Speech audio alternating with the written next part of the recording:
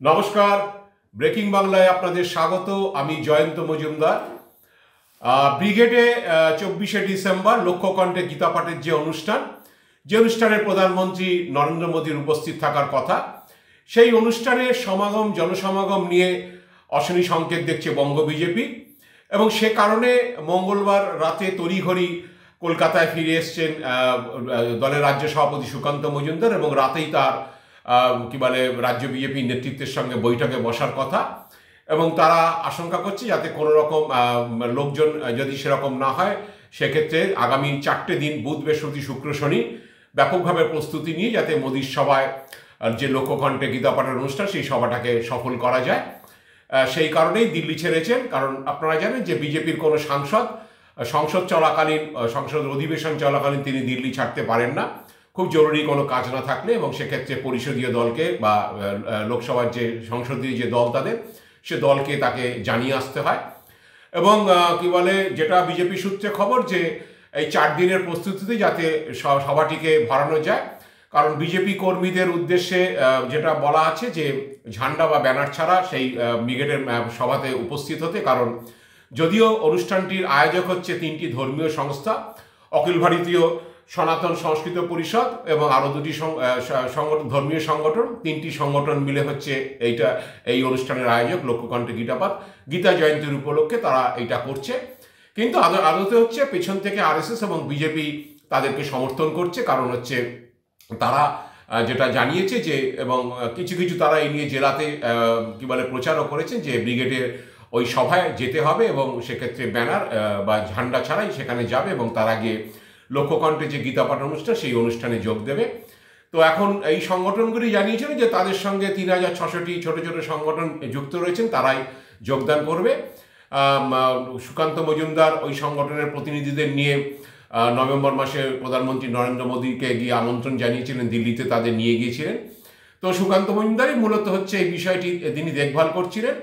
তো যে কোনো কারণেই হোক, হচ্ছে তাদের আশঙ্কা, বঙ্গ বিজেপির আশঙ্কা যে লোক ভরানোর ক্ষেত্রে একটু খামতি দেখা দিতে পারে। সেই কারণে সুকান্ত মজুমদার, আপনারা জানেন যে গত সপ্তাহে 13 ডিসেম্বর থেকে লোকসভায় হাঙ্গামার দিন থেকে লোকসভা সরগরম হয়ে রয়েছে।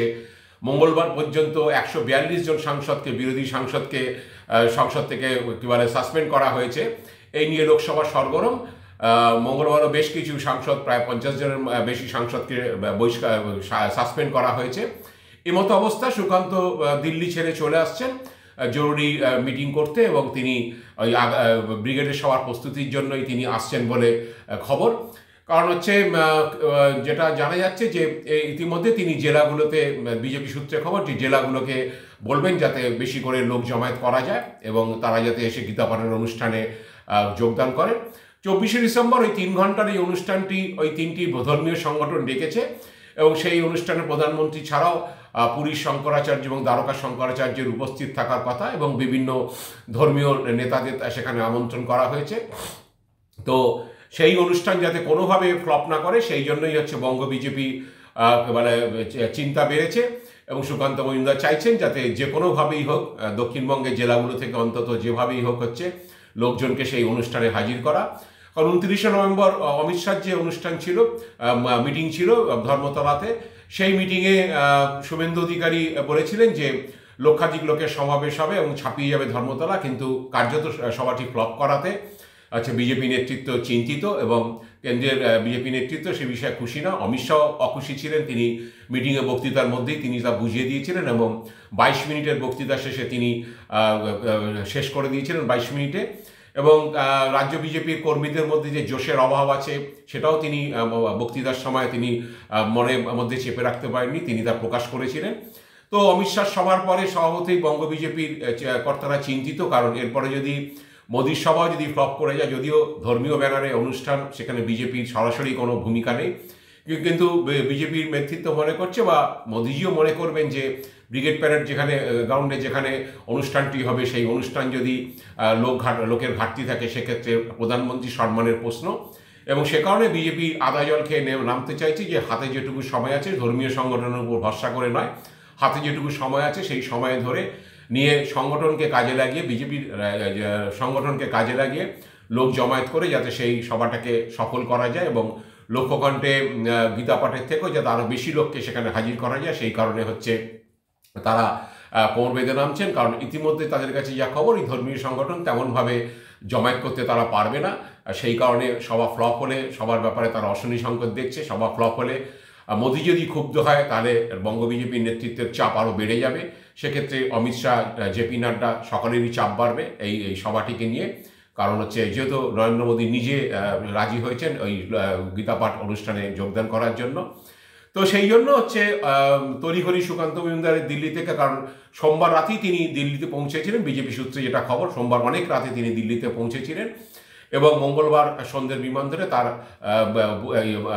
রাতে কলকাতায় চলে আসার কথা এবং রাতেই তার বৈঠকে বসার কথা এবং সেই বৈঠকে থাকার কথা শুভেন্দু অধিকারীরও এবং কোর কমিটির বেশ কিছু সদস্য, যাতে যেভাবেই হোক হচ্ছে এই ব্রিগেডের সভাটিকে সফল করা যায় বা জমায়েতটিকে সফল করা যায়, এই লক্ষ্য নিয়ে তারা রয়েছে।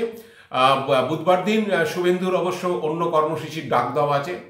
বিজেপি নেতৃত্ব অবশ্য অনেকেই জানেন না যে সেই কর্মসূচি আদৌ হবে কিনা। আর বুধবার দিন প্রধানমন্ত্রী নরেন্দ্র মোদীর সঙ্গে মুখ্যমন্ত্রী মমতা বন্দ্যোপাধ্যায় বৈঠক, বাংলার প্রতি বঞ্চনা নিয়ে মমতা বন্দ্যোপাধ্যায় তিনি দরবার করবেন, আরও তার সঙ্গে আরও 9 জন সাংসদ থাকার কথা। তো শুভেন্দু অধিকারী জানিয়েছিলেন যে মানে তিনি ওই দিন কলকাতাতে হচ্ছে বিক্ষোভ কর্মসূচি করবেন এবং হচ্ছে রাজভবন এবং নবান্নেতে স্মারকলিপি দেওয়া হবে।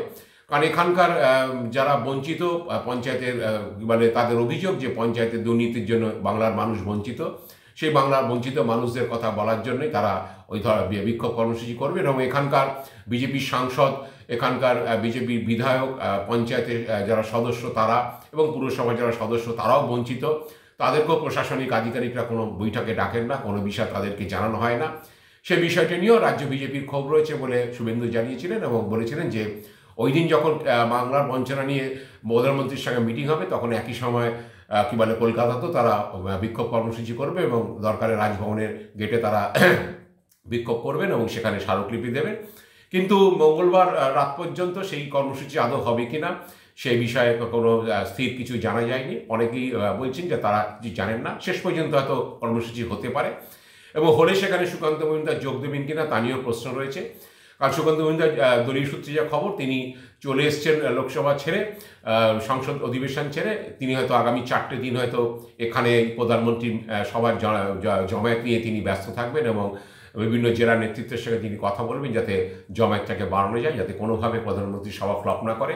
কারণ তারা চাইছেন না যে অমিত শাহ সবার পরে প্রধানমন্ত্রীর এই লক্ষ্যকণ্ঠে গীতা পাঠের অনুষ্ঠান সেটাও ফ্লপ করুক এবং তাতে তাদের মুখ পড়ুক। আপাতত এই অশনি সংকেত দেখার পরেই হচ্ছে তারা এইভাবে তড়িঘড়ি বৈঠক ডেকে কোমর বেঁধে আগামী 4 দিনের প্রস্তুতি নিয়ে নামতে চাইছে। জানি না সুকান্তবাবুরা সফল হবে কিনা। আজ এই পর্যন্তই। আপনারা ভালো থাকবেন, সুস্থ থাকবেন। নমস্কার।